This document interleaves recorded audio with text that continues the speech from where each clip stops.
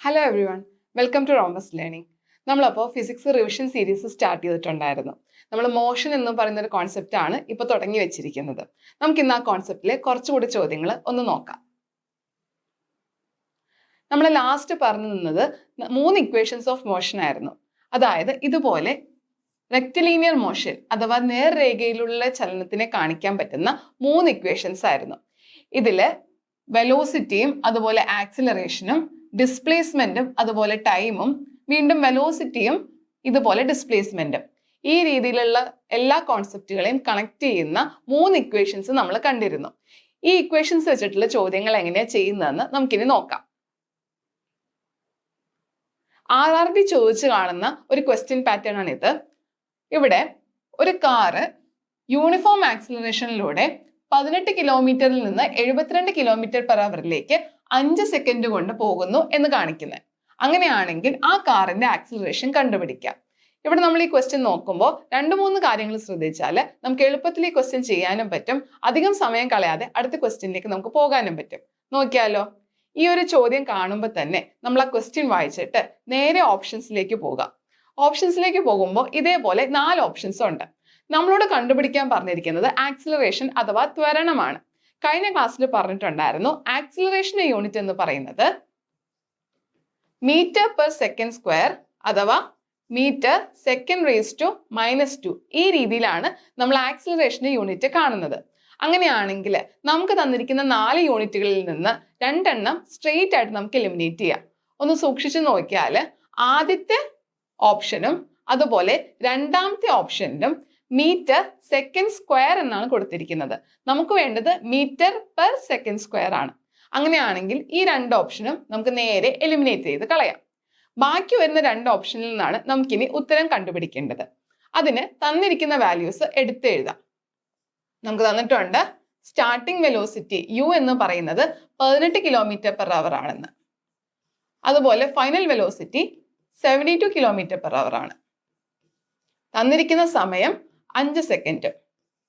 ഇതുപോലുള്ള ചോദ്യങ്ങൾ വരുമ്പോൾ അടുത്തതായിട്ട് ശ്രദ്ധിക്കേണ്ടത് ഈ തന്നിരിക്കുന്ന രീതിയിൽ പല യൂണിറ്റുകളിലുള്ള ആൾക്കാരെ ഒരേ യൂണിറ്റിലേക്ക് കൺവേർട്ട് ചെയ്യുക എന്നാണ്. നമ്മൾ ആദ്യം ചെയ്തത് തന്നിരിക്കുന്ന ഓപ്ഷനിലെ എലിമിനേഷൻ ആദ്യം ചെയ്തു. ഇനി രണ്ടാമത് യൂണിറ്റ് കൺവേർഷൻ നോക്കണം. ഇവിടെ 72 കിലോമീറ്റർ പെർ അവറും അതുപോലെ 18 കിലോമീറ്റർ പെർ അവർ ആണ് തന്നിരിക്കുന്നത്. കിലോമീറ്റർ പെർ അവറിൽ തന്നിട്ടുള്ള ഒരു വാല്യൂവിനെ മീറ്റർ പെർ സെക്കൻഡിലേക്ക് മാറ്റാൻ നമുക്ക് ചെയ്യേണ്ടത് 5/18 എന്ന് പറയുന്ന വാല്യൂ ആയിട്ട് ഇതിനെ മൾട്ടിപ്ലൈ ചെയ്യുക എന്നതാണ്. അങ്ങനെയാണെങ്കിൽ 72 കിലോമീറ്റർ പെർ അവറിനെ നമുക്ക് 72 × 5/18 വെച്ച് ചെയ്യാം. ഇങ്ങനെ ചെയ്യുമ്പോൾ നമുക്ക് 20 മീറ്റർ പെർ സെക്കൻഡ് കിട്ടും. അതുപോലെ 18 കിലോമീറ്റർ പെർ അവറിനെ ചെയ്താൽ നമുക്ക് വീണ്ടും എന്താണ് 18 × 5/18 അഥവാ 5 മീറ്റർ പെർ സെക്കൻഡ് എന്നും ഉത്തരം കിട്ടും. നമുക്കിപ്പോൾ V, U, T ഇവരെല്ലാവരും എന്താണ് മീറ്റർ പെർ സെക്കൻഡും സെക്കൻഡ് യൂണിറ്റിലും ആയിട്ട് കിട്ടിയിട്ടുണ്ട്. ഇനി നേരെ നമുക്ക് ഇക്വേഷൻ എടുത്ത് എഴുതാം. V = U + AT ഇതാണ് നമ്മളിവിടെ ഉപയോഗിക്കുന്ന ഇക്വേഷൻ.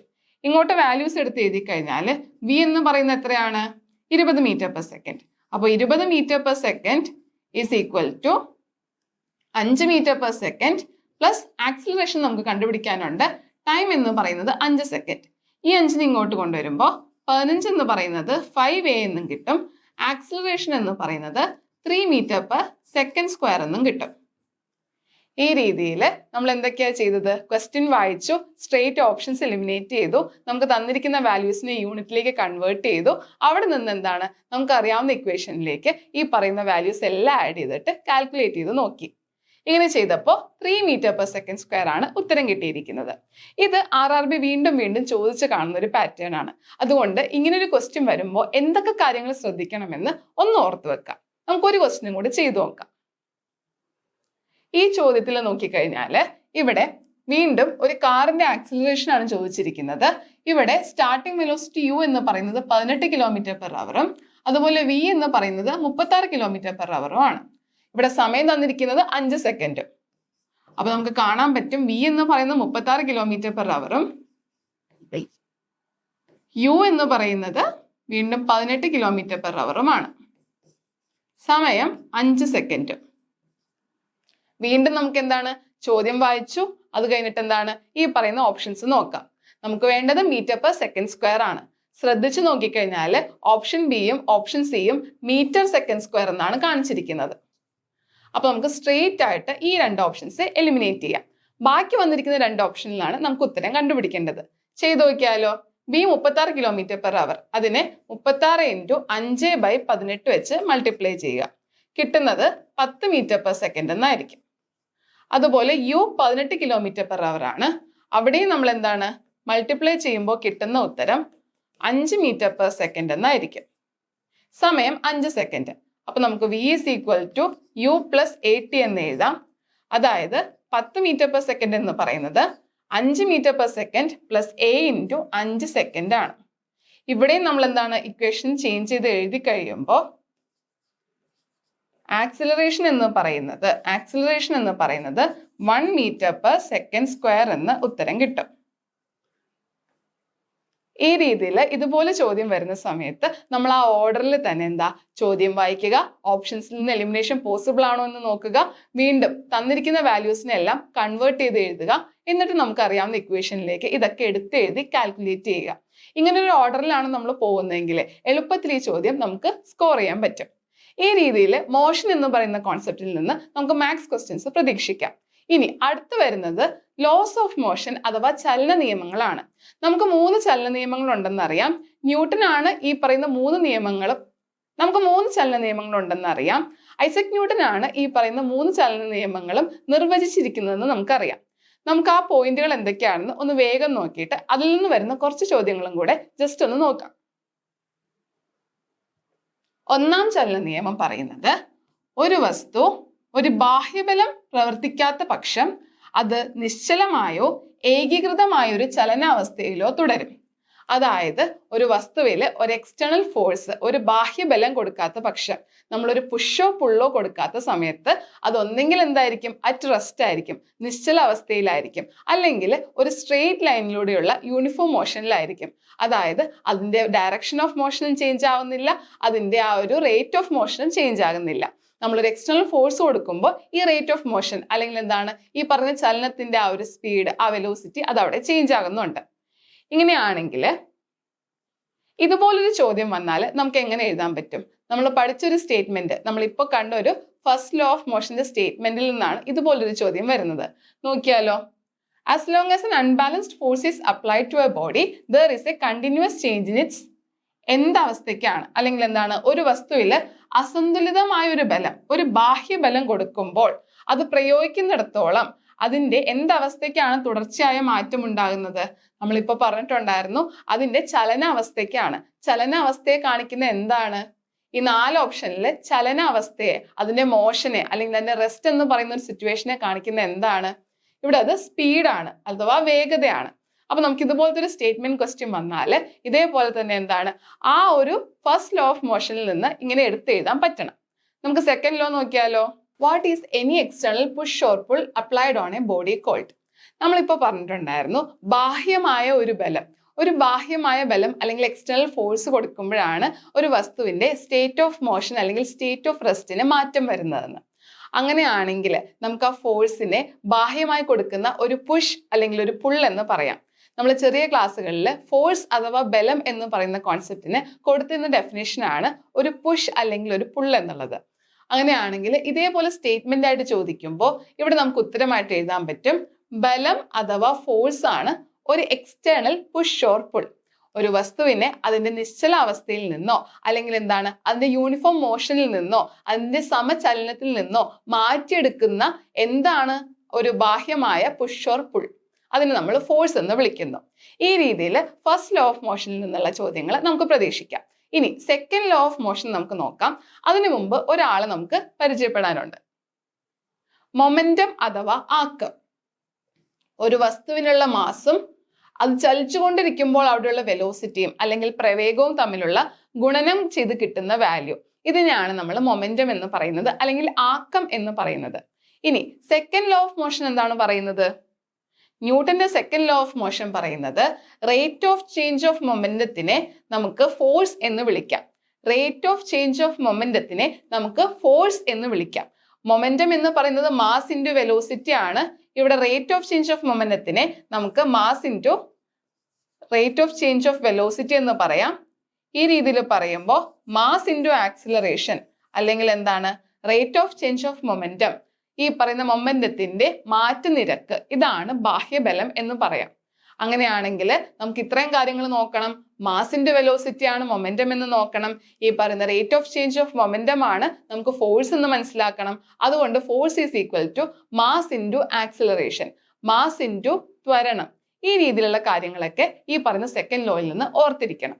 അങ്ങനെയാണെങ്കിൽ സ്ട്രെയിറ്റ് ആയിട്ട് ഇതുപോലെയുള്ള ക്വസ്റ്റ്യൻസ് നമുക്ക് പ്രതീക്ഷിക്കാം. ആദ്യത്തെ ചോദ്യം mass into velocity. Mass into velocity എന്ന് പറയുന്ന ഒരു വാല്യൂവിന്റെ ഉത്തരം എന്താണ്? അല്ലെങ്കിൽ നമ്മൾ മാസും വെലോസിറ്റിയും തമ്മിൽ ഗുണനം ചെയ്താൽ അവിടെ കിട്ടുന്ന ഉത്തരം എന്താണെന്നാണ്. നമ്മളിപ്പോൾ കണ്ടിട്ടുണ്ടായിരുന്നു മൊമെന്റം എന്ന് പറയുന്നതാണ് mass into velocity, mass into പ്രവേഗം. അങ്ങനെയാണെങ്കിൽ നമുക്ക് ഉത്തരം കണ്ടെത്താലോ. ആക്കം അഥവാ മൊമെന്റം ആണ് മാസ് ഇൻറ്റു വെലോസിറ്റി. ഇനി അതുപോലെ തന്നെ എന്താണ് തിരിച്ചു ചോദിക്കാം, മൊമെന്റം ഈസ് ഈക്വൽ ടു അല്ലെങ്കിൽ ആക്കം എന്ന് പറയുന്നത് എന്താണ്? ഇവിടെ മാസ് ഇൻറ്റു വെലോസിറ്റി ആണ് പിണ്ഡവും പ്രവേഗവും തമ്മിലുള്ള ഗുണനഫലം. ഇതെല്ലാം RRB കഴിഞ്ഞ പരീക്ഷകളിൽ വീണ്ടും വീണ്ടും ചോദിച്ചിട്ടുള്ള ചോദ്യങ്ങളാണ്. RRBക്ക് കുറച്ച് ഫേവറേറ്റ് ടോപ്പിക്സ് ഉണ്ട്, ഞാൻ നേരത്തെ പറഞ്ഞിട്ടുണ്ടായിരുന്നു. ഈ ഹൈ ഈൽഡിംഗ് ടോപ്പിക്സിലെ മോഷൻ എന്ന് പറയുന്നത് ഷുവർ ആയിട്ടും 2 ക്വസ്റ്റ്യനോ അല്ലെങ്കിൽ 3 ക്വസ്റ്റ്യൻ വരെയൊക്കെ നമുക്ക് പ്രതീക്ഷിക്കാൻ പറ്റുന്ന ഒരു ഏരിയ ആണ്. ഇതിൽ ഇതേപോലെ വരുന്ന സ്റ്റേറ്റ്മെന്റ് ക്വസ്റ്റ്യൻസിൽ കുറച്ചൊരു ഫോക്കസ് കൊടുത്താൽ നമുക്ക് ഈസി ആയിട്ട് സ്കോർ ചെയ്യാൻ പറ്റും. ഇനി ലാസ്റ്റ് പറയുന്നത് തേർഡ് ലോ ഓഫ് മോഷൻ. ഇതെല്ലാവർക്കും അറിയാലോ. എന്താണ് ന്യൂട്ടന്റെ മൂന്നാമത്തെ ചലന നിയമം പറയുന്നത്? Every action has an equal and opposite reaction. എല്ലാ പ്രവർത്തനത്തിനും തുല്യവും വിപരീതവുമായ പ്രതിപ്രവർത്തനം ഉണ്ടാകും. ഈ ഒരു ലോ അറിയാത്തതായിട്ട് ആരുമില്ല. അങ്ങനെയാണെങ്കിൽ ഇതേപോലെ ക്വസ്റ്റ്യൻസിൽ നിന്ന് ഈ ഒരു ടോപ്പിക്കിൽ നിന്ന് വരുന്ന ചോദ്യങ്ങൾ നമുക്ക് നോക്കാം. ഈ പറഞ്ഞിരിക്കുന്ന 4 സ്റ്റേറ്റ്മെന്റ്സിൽ ഏതാണ് ന്യൂട്ടന്റെ മൂന്നാം ചലന നിയമത്തിനെ സാധൂകരിക്കുന്നത്? അല്ലെങ്കിൽ എന്താണ് നമുക്ക് 4 സിനേറിയോസ്, 4 കാരണങ്ങൾ അല്ലെങ്കിൽ അവസ്ഥകൾ തന്നിരിക്കുകയാണ്. ഇതിൽ ഏതാണ് ന്യൂട്ടന്റെ മൂന്നാം ചലന നിയമത്തിനെ പ്രതിനിധീകരിക്കുന്നത് അല്ലെങ്കിൽ റെപ്രസെന്റേറ്റ് ചെയ്യുന്നത്? നോക്കിയാലോ.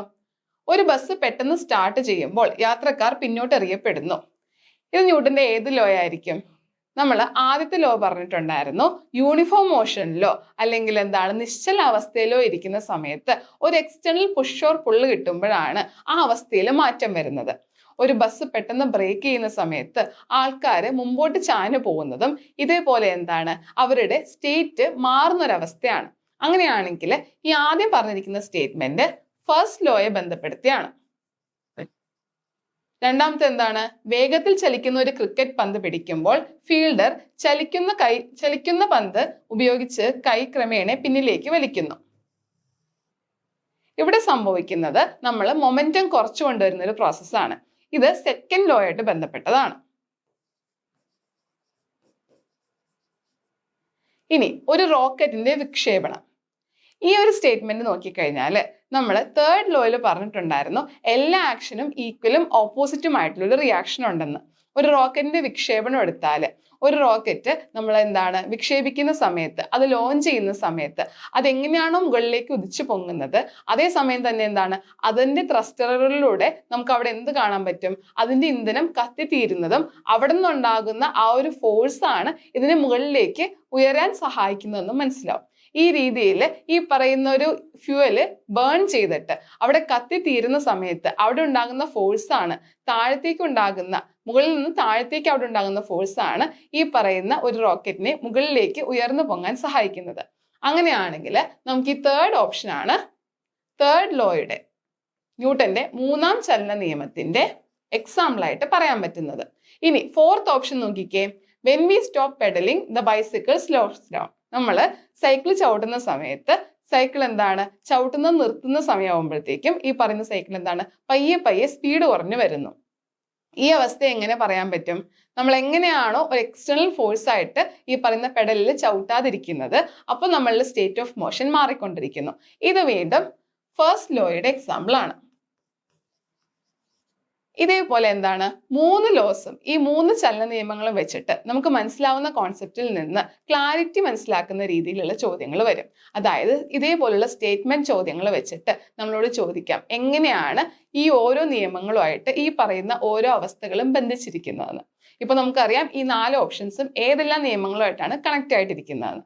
ഇനി മാത്സ് ക്വസ്റ്റ്യൻസ് നോക്കിയാലോ. ഇതേപോലെ വന്നിരിക്കുന്ന ഒരു ടോപ്പിക്കിൽ നിന്ന് വരുന്ന കുറച്ച് മാത്സ് ക്വസ്റ്റ്യൻസ് നോക്കിയാലോ. ഇവിടെ നോക്കിയാൽ 8 കിലോഗ്രാം മാസുള്ള പിണ്ഡമുള്ള ഒരു വസ്തുവിൽ ഒരു സ്ഥിരമായ ബലം 3 സെക്കൻഡ് നേരത്തേക്ക് പ്രവർത്തിക്കുമ്പോൾ അത് വസ്തുവിന്റെ പ്രവേഗം 4 മീറ്റർ പെർ സെക്കൻഡിൽ നിന്ന് 6 മീറ്റർ പെർ സെക്കൻഡായി വർദ്ധിപ്പിക്കുന്നു. പ്രയോഗിക്കപ്പെടുന്ന ബലത്തിന്റെ വ്യാപ്തി എന്താണ്? ഇവിടെ നമുക്ക് എന്തൊക്കെ കാര്യങ്ങൾ തന്നിരിക്കുന്നത്?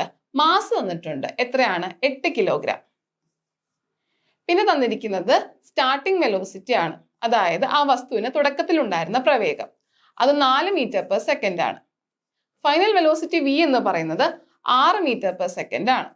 ഇവിടെയുള്ള സമയം എന്ന് പറയുന്നത് 3 സെക്കൻഡ്. അങ്ങനെയാണെങ്കിൽ നമ്മളോട് കണ്ടുപിടിക്കാൻ പറഞ്ഞിരിക്കുന്നത് അവിടുത്തെ ഫോഴ്സ് ആണ്. ഫോഴ്സിന്റെ കാര്യത്തിൽ നമുക്കറിയാം ഫോഴ്സിന്റെ യൂണിറ്റ് ന്യൂട്ടൺ ആണ്. ആ ന്യൂട്ടൺ ആണ് നമുക്ക് എന്താണ് ഈ 4 ഓപ്ഷൻസിലും കൊടുത്തിരിക്കുന്നത്. അതായത് ക്യാപിറ്റൽ N എന്ന് പറയുന്നത് ന്യൂട്ടൺ ആണ്, അത് ഫോഴ്സിന്റെ യൂണിറ്റ് ആണ്. നമുക്കതിനെ 1 ന്യൂട്ടനെ 1 kilogram metre second raise to -2 അല്ലെങ്കിൽ മീറ്റർ പെർ സെക്കൻഡ് സ്ക്വയർ എന്ന് എഴുതാൻ പറ്റും. അങ്ങനെയാണെങ്കിൽ ഈ തന്നിരിക്കുന്ന വാല്യൂസ് വെച്ചിട്ട് നമുക്ക് ഈ ഇക്വേഷൻ ചെയ്യാൻ പറ്റുമോ? ശ്രദ്ധിച്ചു നോക്കിയാൽ സെക്കൻഡ് ലോ ഓഫ് മോഷൻ പറയുന്നത് മാസ് ഇൻറ്റു ആക്സിലറേഷൻ ആണ് ഫോഴ്സ് എന്നാണ്. അതായത് മൊമെന്റത്തിന്റെ റേറ്റ് ഓഫ് ചേഞ്ചിനെ നമ്മൾ മാസ് ഇൻറ്റു ആക്സിലറേഷൻ എന്ന് എഴുതും. ഇത് തന്നെയാണ് നമ്മൾ കൊടുക്കുന്ന എക്സ്റ്റേണൽ ഫോഴ്സ്. അങ്ങനെയാണെങ്കിൽ നമുക്ക് എന്താണ് ഇവിടെ V ഉണ്ട്, U ഉണ്ട്, T ഉണ്ട്. നമ്മൾ ആദ്യം ചെയ്തതുപോലെ V is equal to U plus AT. ഈ രീതിയിൽ ആക്സിലറേഷൻ കണ്ടുപിടിക്കാം. നമ്മളോട് പറഞ്ഞിരിക്കുന്നത് തുടക്കത്തിലെ വെലോസിറ്റി 4 മീറ്റർ പെർ സെക്കൻഡും അവിടെ എടുത്ത സമയം 3 സെക്കൻഡും ഫൈനൽ വെലോസിറ്റി എന്ന് പറയുന്നത് 6 മീറ്റർ പെർ സെക്കൻഡ് ആണെന്നാണ്. ഇത് കാൽക്കുലേറ്റ് ചെയ്യുമ്പോൾ 6 - 4 എന്ന് പറയുന്നത് 3a ആയിട്ടും വീണ്ടും 2/3 ആണ് ആക്സിലറേഷൻ ആയിട്ടും കിട്ടുന്നത്. ഇവിടുത്തെ unit metre per second square ആണ്. ഇനി നമുക്കിവിടെ എന്താണ് ആക്സിലറേഷൻ അറിയാം, മാസ് അറിയാം, ഫോഴ്സ് കണ്ടുപിടിക്കണം. ഫോഴ്സ് എന്ന് പറയുന്നത് മാസ് ആയിട്ടുള്ള 8 കിലോഗ്രാം ഇൻറ്റു ആക്സിലറേഷൻ ആയിട്ടുള്ള 2/3 ആണ്, അഥവാ 16/3. ഇത് കാൽക്കുലേറ്റ് ചെയ്യുമ്പോഴത്തേക്കും നമുക്ക് കിട്ടുന്ന ഉത്തരം എന്ന് പറയുന്നത് 5.33 ന്യൂട്ടൺ ആണ്. ഈ രീതിയിൽ ഉത്തരം കിട്ടും. ഓപ്ഷനിൽ നോക്കിക്കേ 5.33 ന്യൂട്ടൺ.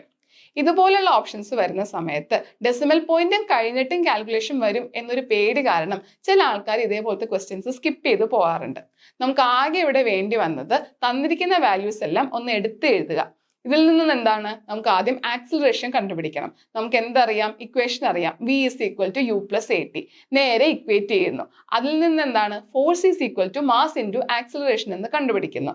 ഇത്രയും കാര്യങ്ങൾ കഴിഞ്ഞപ്പോൾ തന്നെ നമുക്ക് നേരെ ഉത്തരം കിട്ടും. ഈ രീതിയിൽ 2 or 3 സ്റ്റെപ്പിൽ സിമ്പിൾ ആയിട്ട് ചെയ്യാൻ പറ്റുന്ന ചോദ്യങ്ങളാണ് RRB വീണ്ടും ചോദിക്കുന്നത്. അപ്പോൾ കോൺഫിഡന്റ് ആയിട്ട് ഇതുപോലുള്ള ചോദ്യങ്ങൾ നമുക്ക് നേരിടാൻ പറ്റിക്കഴിഞ്ഞാൽ ഈസി ആയിട്ട് സ്കോറിംഗ് നടക്കും. അതുപോലെ തന്നെ എന്താണ് നമ്മളുടെ ടോട്ടൽ സ്കോർ മുകളിലേക്ക് പോവുകയും ചെയ്യും. സോ അടുത്ത ക്ലാസ്സിൽ നമുക്ക് അടുത്ത ടോപ്പിക്കായിട്ട് പരിചയപ്പെടാം.